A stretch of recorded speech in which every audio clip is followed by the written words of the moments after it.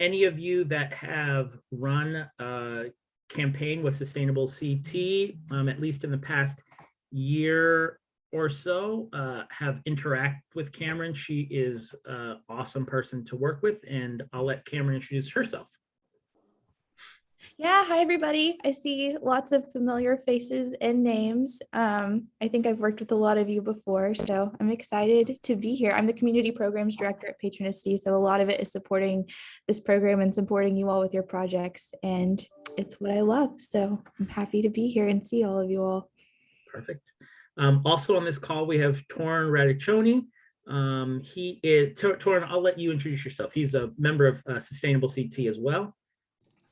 Hi folks, Torin Radiccioni here. I am a program assistant with Sustainable CT. So if you've had any questions about the website or seen any of our posts on social media, I'm usually the person behind it. It's nice to see you all today. Good to see you. And then we also have two special guests that have run successful crowdfunding campaigns, and they were gracious enough to join us for the day. And we're going to use this as an opportunity to gather some feedback about their experience running campaigns, both we've got one person who, Chris Schweitzer of the New Haven Leon Sister City Project, and he has run 2 campaigns with Sustainable CT, and I'll just give him a moment to introduce himself. Hi, everybody. Chris Schweitzer, and our work around the environment is really focused just on climate change, and the funding we were looking for was to support youth to do climate education work.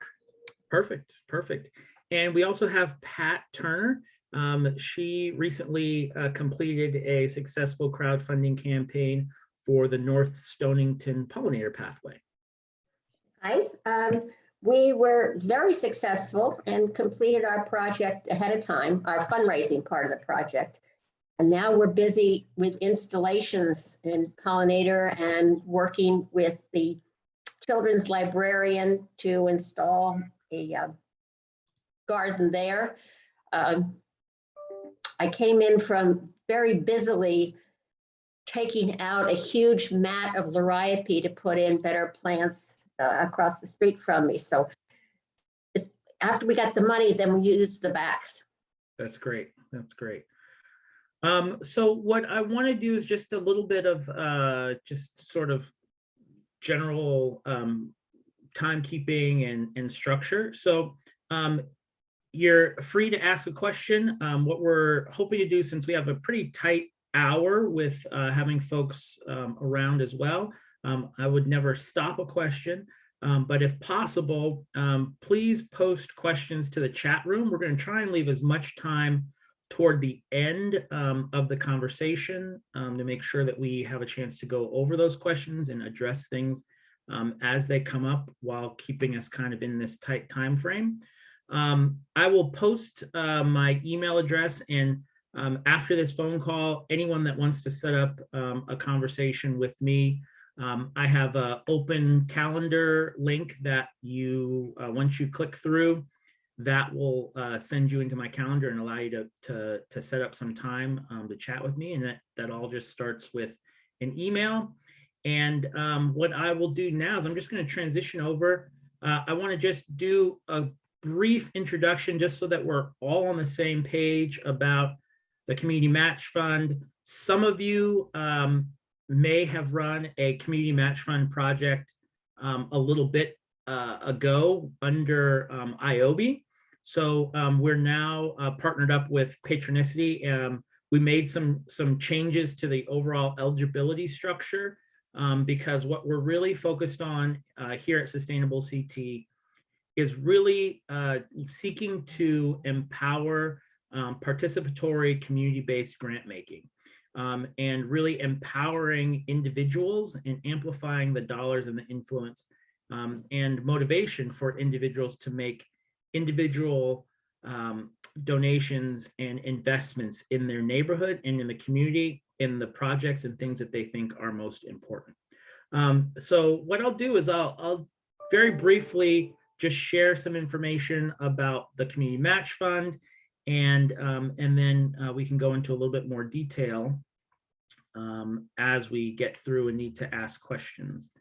All right, so I'm going to go into share screen, and I'm going to share that screen right there. Oh, all right. Can folks see the screen that I have up? Yes. There we go. Again, so this email, actually, I need to update our phone number. We actually just recently moved from our current organization where we were structured under Eastern Connecticut State University, and we just recently fully spun ourselves out from Eastern, and so now we are our own independent, fully sustainable nonprofit. And so the email address is the same, the phone number is slightly different. I'll put that in the chat room later. But as some of you know, actually right now we stand at 213 projects that Sustainable CT has done really over the course of the past 2 years. And we've leveraged close to $3 million in community investments just in Connecticut alone. And those are all based around our community roadmap, which is we focus on projects that are environmental sustainability based and neighborhood quality of life. So we think that there's really an important connection between both the work that people can do in aligning their projects with the natural environment, but then also making sure that we recognize how valuable art and murals and music and festivals and theater and Earth Day festivals and plantings and gardens and trees. So those are all things that we try to support. One of the things that's important to emphasize is the statewide representation. So as I was saying, we've done over 200 projects all across the state. Most states or most towns, municipalities within Connecticut are participating. And there's just a really great number of people that have stepped forward to lead campaigns. I say that in part because if you are new to the crowdfunding process, that can seem overwhelming. And I think part of the reason that we wanted to bring some folks on that have had some experience with the crowdfunding campaign is to help share their experience around what it took to be successful and how they may have had some trepidations in approaching the crowdfunding campaign and what they ultimately did to be successful. 200 projects, all different types. We'll go over some more of the eligibility criteria later on. One of the things that we like best is that we leverage donations from all around the country and all around the world. Projects do not specifically have to only raise money from their zip code or their town or even the state of Connecticut. You can raise money and have folks give to your campaign from all over the world. And so it's really about making personal one-to-one connections between your project, your team of fundraising leaders, and then ultimately getting all of those people to upload and to make a contribution through the Patronicity website. One of the things that I like to make sure that we address is just really the structure. I know a lot of folks, one of the things that we have tried to keep in place over time with Sustainable CT, with our funding model, is that it's fast, flexible, and easy. We want to make sure that it's not complicated to participate, that we don't have a standardized proposal process. We don't go through a lengthy review. Many of the folks that have gone through this process, at least with me, know that many times by the end of the call, we're sort of on the same page about more or less the project works. And then I'll send you a link to go ahead and start uploading your page to Patronicity. and there's some documents that I send you to provide a guide, and that also connects you to Cameron and the Municipal Sustainability Coordinator for your town. Again, crowdfunding, it's a one-to-one match. I won't go into too much detail about this because I want to save some time for Cameron to really talk a little bit more about what crowdfunding means, and she calls it crowd granting, in fact, and what that means versus your traditional fundraising model. Just a couple of things to highlight about what we do. We've got a $7,500 match for the vast bulk. So compost, neighborhood community organizing for Black, Indigenous, Latino, and people of color.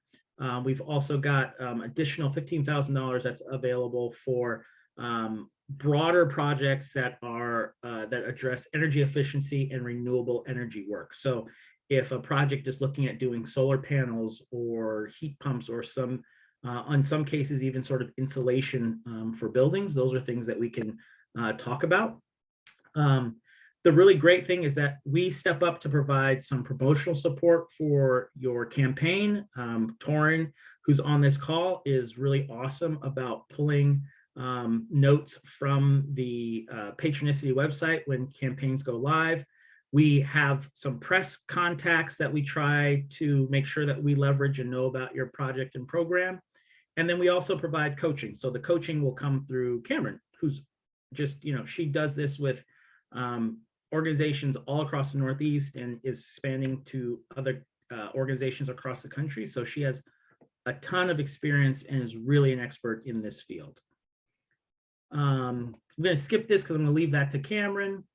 And then if we look here just at sort of eligibility, and then I'll actually turn it over to Cameron, that it's happening in a registered city or town, that the project aligns directly with Sustainable CT's actions, and you don't actually really have to worry about that very much. I really try to be the point of contact. You don't have to go in and look at all of our actions because there are a ton. I just went through my first cycle of really digging in on these, and it's complicated. They're wonderful. I see why it's a really good municipal program. But for community actions, don't worry about sort of whether it aligns or not. Consider that it does. And then my goal is to really figure out how do we get to a yes for your project in a way that it works within Sustainable CT's structure.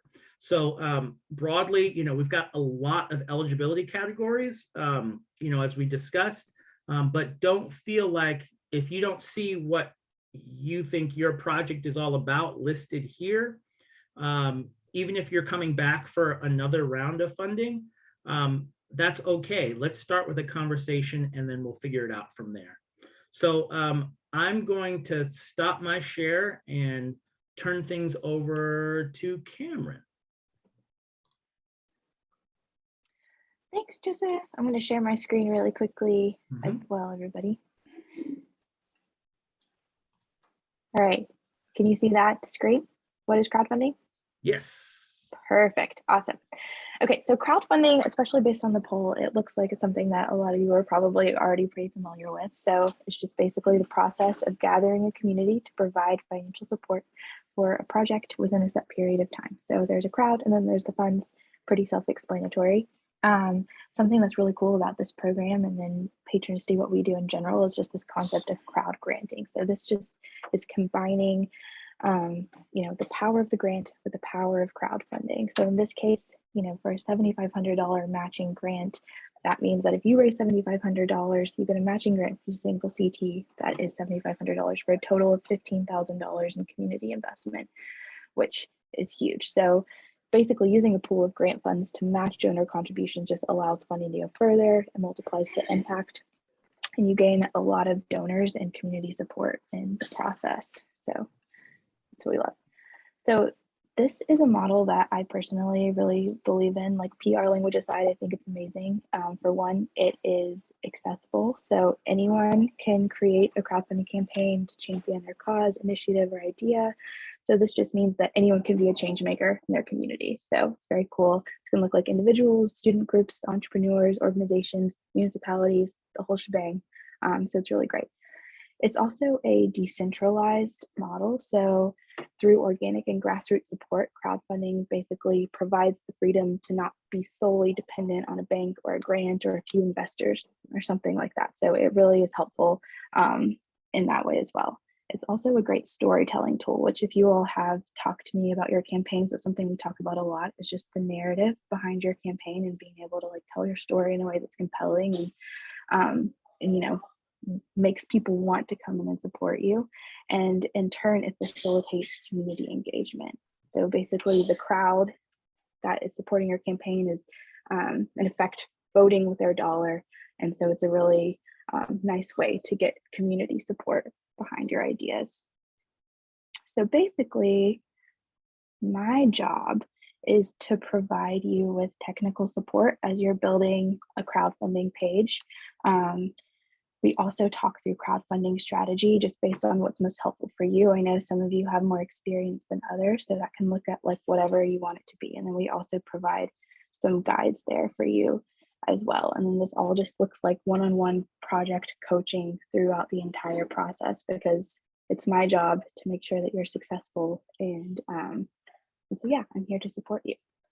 And then really quickly as well, here is just kind of what a sample page looks like. Most of you are probably, if you've worked on a page before, are familiar with what this type of page looks like. But this just gives you a little bit of an idea of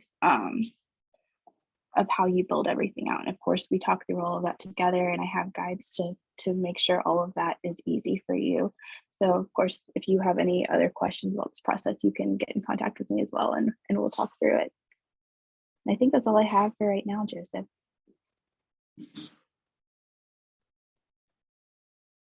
Hope you're still muted. I said, mute. There we go. Thank you. I said, that's what I said. Thank you. So what we're going to do is I'm going to do a quick, kind of just want to provide some time to Chris and to Pat for them to share a little bit about their experience, and just going to show kind of their projects really quickly. So this first page is from Chris's page, and you kind of see, you know, what his goal was over here, how much was funded, and the way that he utilized pictures and even a little bit of video at the front end to tell the story about why his project mattered and why people should consider giving. And then the other project, oh, I can't see it. Let's see.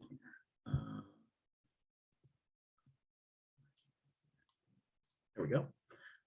This is Pat's project, and you can also see, you know, two different goal levels. It didn't have to be a big project, but what we, you know, I think what Pat, I also will hope that you'll share about a little bit is you were really nervous about starting a campaign and like being successful, and you kind of had a sense that, you know, maybe it wouldn't work. And so, you know, actually, since we're already here, and Chris, I'm going to come back to you in a second. But Pat, if you would share maybe a little bit, just briefly, about your experience and sort of what you were nervous about going into the campaign, and sort of, you know, how did you overcome some of those fears, you know, challenges? You're on mute.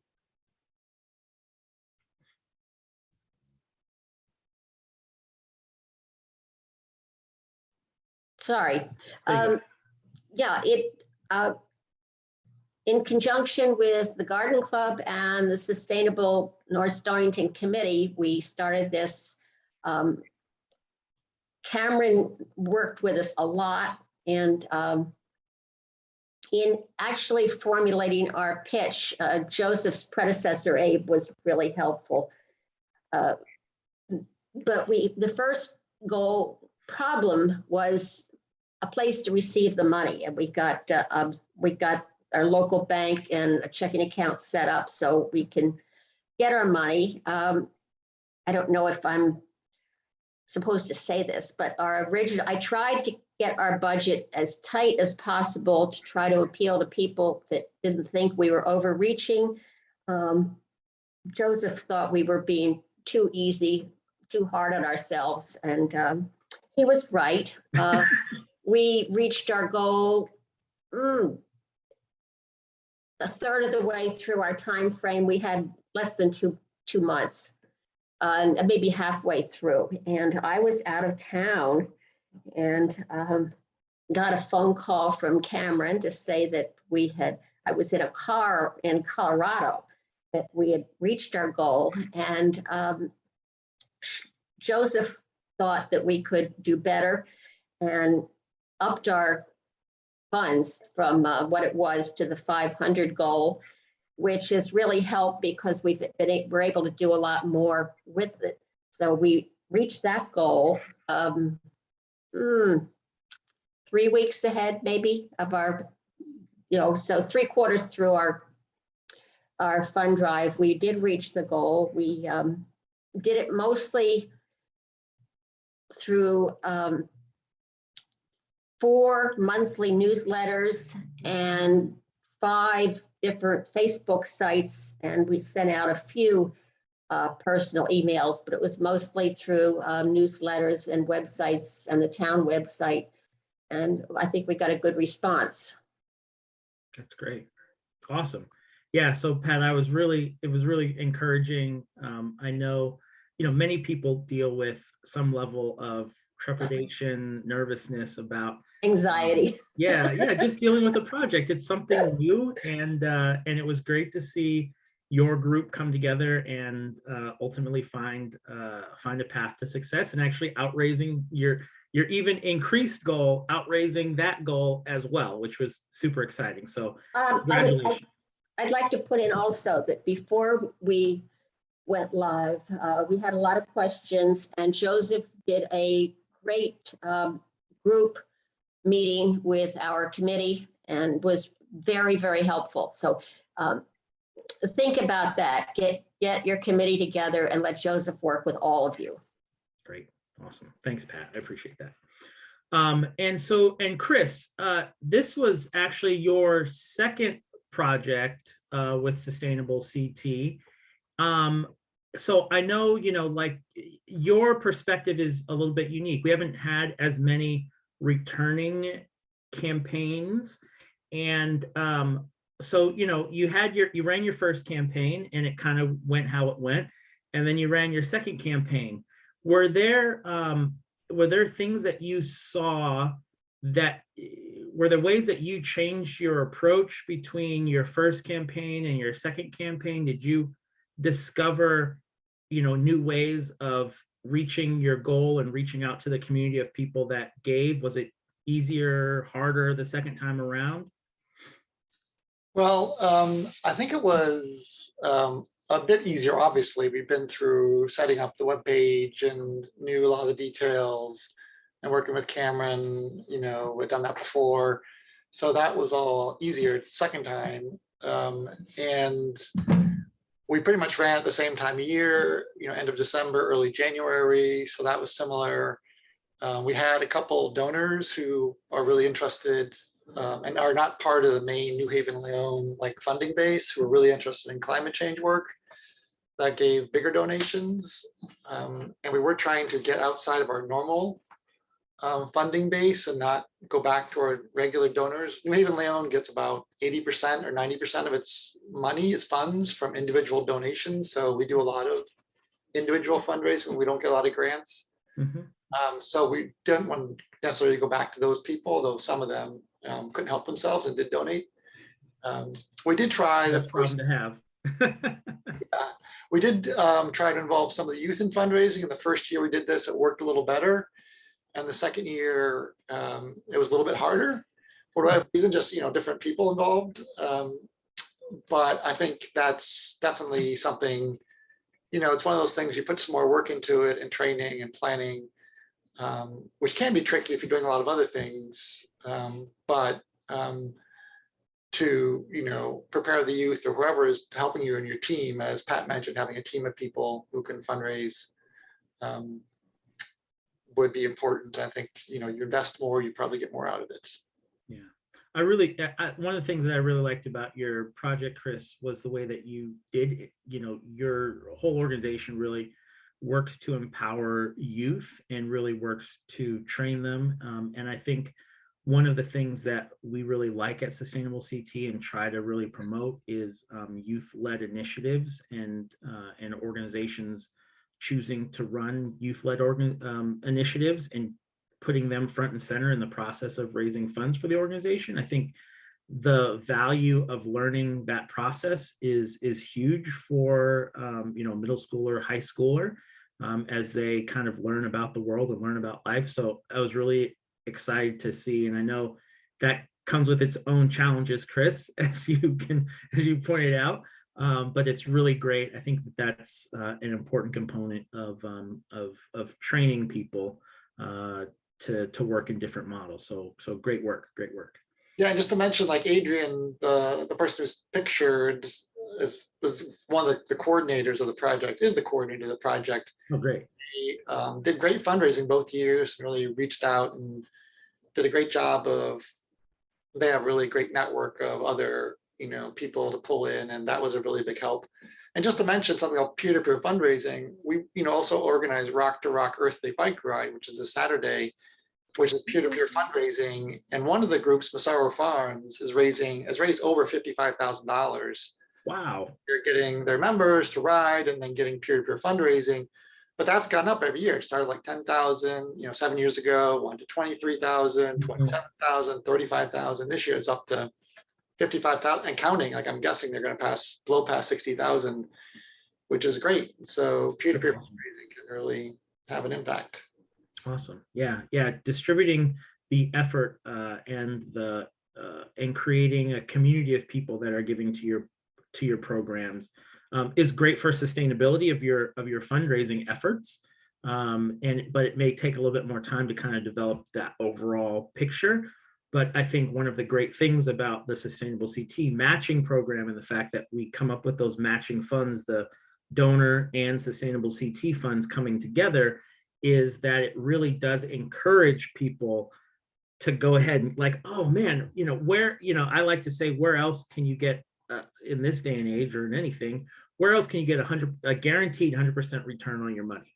Like that just doesn't exist out there. So this is a huge opportunity to inspire people to consider giving. Chris, I'll also ask you, and then I'll come back to you, Pat. In the first place, what was the reason that you chose to use the community match fund versus another fundraising source or going after big grants? Was there something that you saw specifically about the community match fund that you felt really worked for you? Well, obviously, as you said, Joseph, the matching is really a great incentive for people.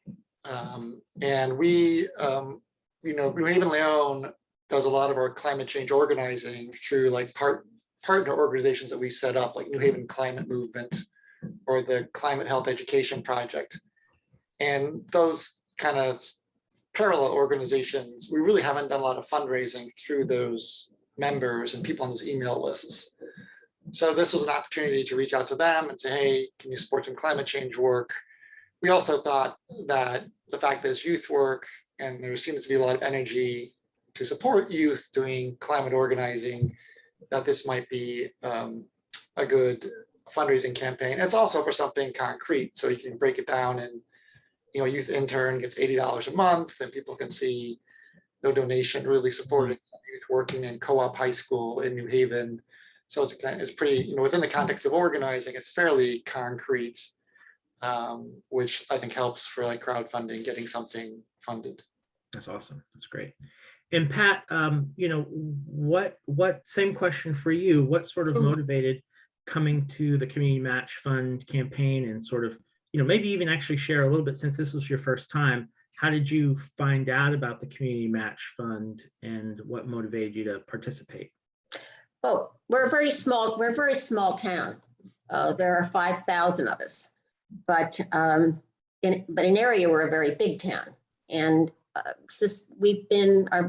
previous selectman was very gung-ho on sustainable CT, and we've first got our bronze recognition through mostly just the work of him and one other person. But since then, our committee has formed, and we're trying to do as much as possible, but this gave us a double whammy. Besides pushing the Pollinator Pathway Project, it also showcased sustainable CT and sustainable North Stonington to let people know that it's there and other things we're doing and trying to get interest. So it was a double. And we would have, as far as the Pollinator Pathway Project, we would have done a lot less on the publicity. Probably would have been the same to reaching out to the community, but as far as what we were able to do on public property with actual demonstration gardens would have been a lot less. But it was the double that really was a good thing. Great. To close out this portion and sort of me asking direct questions, if you were to briefly just sort of say, based on your experience that you've had now, what would be the one or maybe two critical pieces of advice that you would give to other people who are either new to the campaign, crowd granting, community match fund campaign process, or the one thing that you really said, man, I really wish I had realized or done this differently. And Chris, if you maybe think about that and share that one first. Sure. I think two things would be, one would be just plan ahead of time. So, think about when you want to actually launch your campaign. So maybe even, think we want to do it. It's now April. We want to do a campaign. Once we go through sustainable CT and get approval, like we really don't want to launch until September, because we have to get graphics ready and videos ready and get people trained, and just making sure you kind of are able to fully take advantage of the match and sustainable CT. The other thing is just think of a couple of key donors you can really ask for bigger amounts. My coworker says does fundraising, the biggest sin in fundraising is not asking for enough. And with the match, somebody giving $500 can really have a big impact, or something bigger. So that's my second suggestion. Awesome. Thank you. Pat? I don't know. It's nice to sort of look ahead and figure out when the best time to do the project, but things get in the way, so you do what you can do. As far as scheduling the project, we first wanted to do this around September, so that some preparation for gardens could be done in the fall. The publicity up to that point was covered by the garden club, so we had printed material and things like that. But as far as preparing the project, that would have been good if we'd done it, but it didn't work out that way. So we did it and again, we hope to start by the 1st of March, and it was about a week later than that, but it worked out. So yes, planning ahead and figuring when you want to do it, but keep your options open. Great. Well, perfect. Chris, Pat, I just want to thank you both for just adding your opinion and perspective and experience. It was great working with both of you, and I'm excited about sort of seeing your projects moving forward. Actually, Pat, I think we're Sustainable CT is going to be down in North Stonington a week and a half from now, maybe a week from now, something like that. If you are around, it'd be great. I'd love to be able to stop in and see the pollinator project and sort of where you all are. And we'll actually have the rest of the Sustainable CT team meeting down there as well. So we can talk about that offline. But wanted to make sure that we left time open and available for for folks to ask questions, either to me, to Cameron, to Chris, to Pat. You've got a lot of different perspectives and folks here that are able to offer, direct experience or sort of the higher level organizational concepts as well, with myself and with Cameron. So if you want to, you can hit the little icon that's like, I'm going to stop sharing my screen. I think everybody's got that. But that gives you kind of like a hand raise. You can put questions in the chat room. But I know one question, I think, Paul, you had asked was just sort of about what were the colors of the towns in the presentation? Yeah. And good question. The colors of the towns relates to only towns or projects are only able to be run in towns that are registered with Sustainable CT. Right. So the towns that are green are towns that are registered, but they have not pursued a certain level of certification. We have bronze, silver, and soon to be gold level town certification. It's very complicated. Don't worry about that for this call. You don't have to know anything about it to know. All you know is my town registered with Sustainable CT? Yes, you can participate. If no, encourage your town to participate and to get registered with Sustainable CT, so that you can run a project and be eligible for community match fund dollars.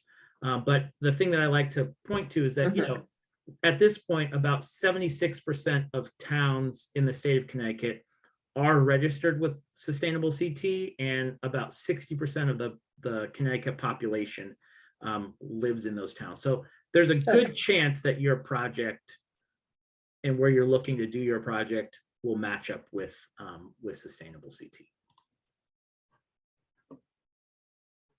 Other questions? Or as my college professor used to say, one of the things that was an important way to ask the question is, what other questions do you have? Anyone out there?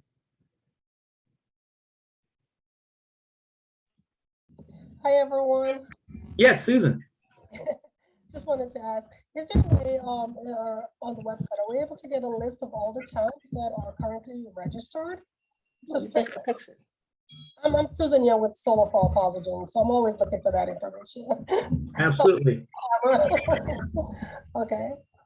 Torrin, are you able to, I don't know if you're on the website page, but you can, it's actually pretty easy. It's right on our website, on sustainableCT.org. And there you go. Torrin put the link right in the chat room. Thank you. And that'll give you the list. Okay. Yep. If you guys lose your spot too, it just go to the Sustainable CT homepage. We have an About tab on the very top of the homepage. If you hover over it, our participating communities map is right underneath that tab. Perfect.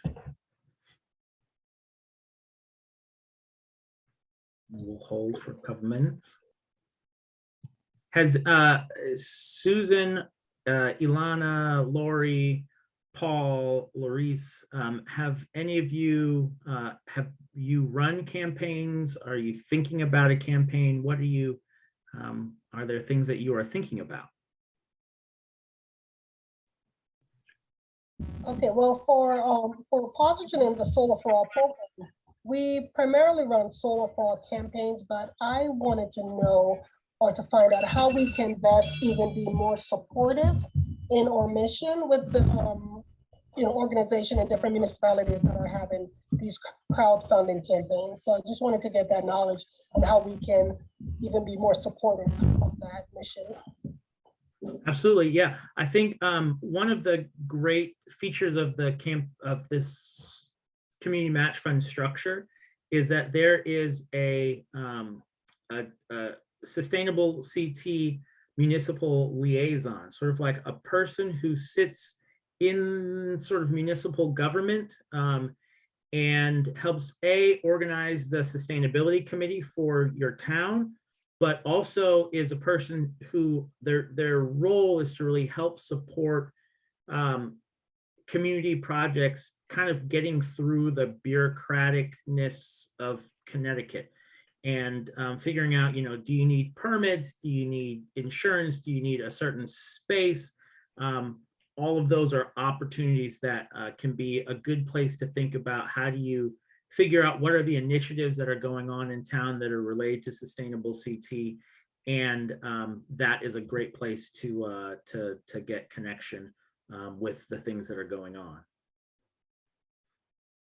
And Larice, you asked about the first step. Yes, the first step is having a discussion with me about your project.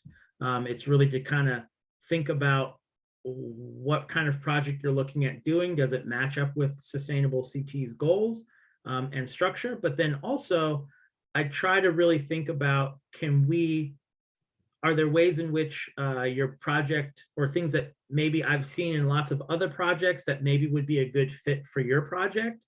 Or maybe we could think about, do you want to add a youth component or some other kind of component that might work? Would it make sense to structure in a few different levels of your campaign? So those are some things that we consider throughout the process and in that first conversation. And Ilana, that the campaign, do you want to actually share about your mural? I know that was supported by Sustainable CT. Sure. Yeah, I've been writing about it in the chat. Can you hear me? Yes, we can. Okay, great. Because for some reason I'm not showing up in front of that background. But I'm here. Yeah, it was a very, very successful campaign. Crowdfunding always makes me a little nervous because I'm a very traditional fundraiser that likes to meet people face to face. But this sort of changed my viewpoint. It was a wonderful way for us to target people who really cared about the neighborhood, as well as people who, are fans of women's empowerment.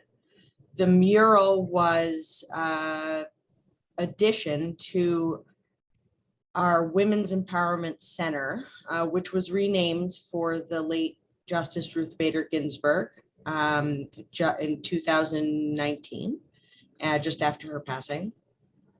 And then we decided to commission this mural to draw attention to the community, from the community, to inspire the community for, it says there, I know it's backwards, but it says write your own story on the book that she's holding. The North End of Hartford is one of the poorest places in Connecticut. And this is exactly in the center of where that is. It's also very visible from the highway 91, which is very cool to see at night, by the way. It's lit up. The mural itself is 100 feet wide, and those windows are a good way of visually understanding that it's a two-story building. So the mural, as I mentioned in the chat, brought over 50, I don't know exactly the numbers right now, new donors to our organization. Obviously, the job now is harder in terms of keeping them, but it was a wonderful opportunity for us to educate new people about the work that we're doing in the community. And we can't quite measure yet because it was completed in October of 2021, but we hope that it will draw in more people to benefit from the women's services that are available in the building. You're muted, There we Joseph. go. So it was kind of it sounds like it was a good way of also sort of branding your organization, and it's a part of sharing about who you are and your priorities and your mission is what you worked into this mural.